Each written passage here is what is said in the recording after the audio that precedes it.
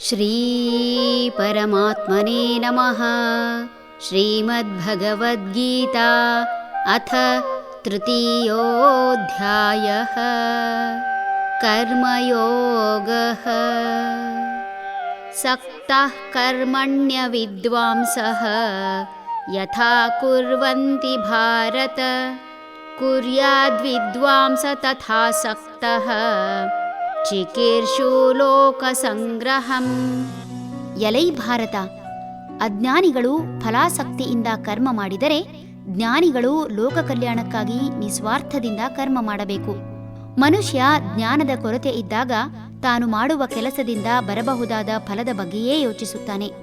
ಆತನಿಗೆ ಶಾಂತಿ ನೆಮ್ಮದಿ ಸಿಗುವುದು ತಾನು ಮಾಡಿದ ಕೆಲಸದಿಂದ ಬಂದ ಆದಾಯದಿಂದ ಹೊರತು ಆತನಿಗೆ ಬೇರೆ ಆದರ್ಶ ಇರುವುದಿಲ್ಲ. ಕಾರಣ ಆತನಿಗೆ ಈ ಜಗತ್ತಿನಲ್ಲಿ ಹಣ, ದ್ರವ್ಯ ಇವುಗಳು ದೊರೆತಾಗ ಮಾತ್ರ ಮನಸ್ಸು ಆನಂದ ಹೊಂದುವುದು. ಲೌಕಿಕ ಜಗತ್ತಿನಲ್ಲಿ ಎಲ್ಲಕ್ಕಿಂತ ಮುಖ್ಯ ಹಣ. ಇದನ್ನು ಪಡೆಯಲು ತನ್ನೆಲ್ಲಾ ಶಕ್ತಿ ಹಾಗೂ ಸಮಯವನ್ನು ಮೀಸಲಿಡುತ್ತಾನೆ.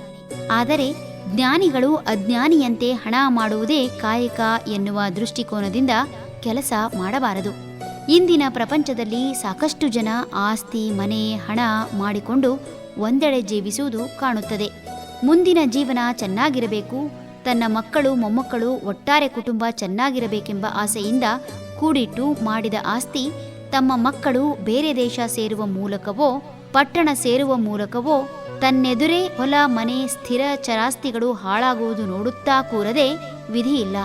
ಮಕ್ಕಳಿಗಾಗಿ ಆಸ್ತಿ ಮಾಡುವುದಕ್ಕಿಂತ ಅವಶ್ಯಕತೆಗನುಗುಣವಾಗಿ ದುಡಿದು ಸೇವಾಭಾವದಿಂದ ಸಮಾಜಕ್ಕಾಗಿ ಕೆಲಸ ಮಾಡಿದಾಗ ಯಾರಿರಲಿ ಬಿಡಲಿ ಎಲ್ಲರೂ ನಮ್ಮವರೇ ಎಂಬ ಭಾವನೆ ಎಲ್ಲರಲ್ಲೂ ಮೂಡಿ ವೃದ್ಧಾಪ್ಯದಲ್ಲಿ ಕಾಡುವ ಒಂಟಿತನ ನಿವಾರಣೆ ಜೊತೆಗೆ ಆನಂದದಾಯಕವಾದ ಜೀವನ ಎಲ್ಲರಿಗೂ ಸಿಗುವುದು ನಿಶ್ಚಿತ.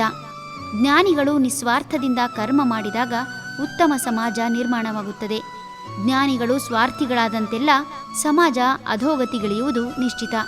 ಕಾರಣ ಜ್ಞಾನಿಗಳು ಮನಸ್ಸು ಮಾಡಿದರೆ ಒಂದೇ ಮಾತಿನಲ್ಲೇ ಇಡೀ ಪ್ರಪಂಚದ ಆರ್ಥಿಕ ಸ್ಥಿತಿಯನ್ನೇ ಬುಡಮೇಲು ಮಾಡಿಯಾರು. ಇಂದಿನ ಬುದ್ಧಿವಂತ ಜನಾಂಗವೇ ಅಲ್ಲವೇ ಅಂತರ್ಜಾಲದ ಮೂಲಕ ಹಣ ಕದಿಯುವುದು. ಒಂದೇ ದಿನದಲ್ಲಿ ಯಾರದೋ ಆಸ್ತಿಯನ್ನು ಯಾರಿಗೋ ಬರೆದು ಕೃತಕ ದಾಖಲೆ ಸೃಷ್ಟಿಸಿ ಅಮಾಯಕರನ್ನು ವಂಚಿಸುವುದು. ಹರಿ ಓಂ.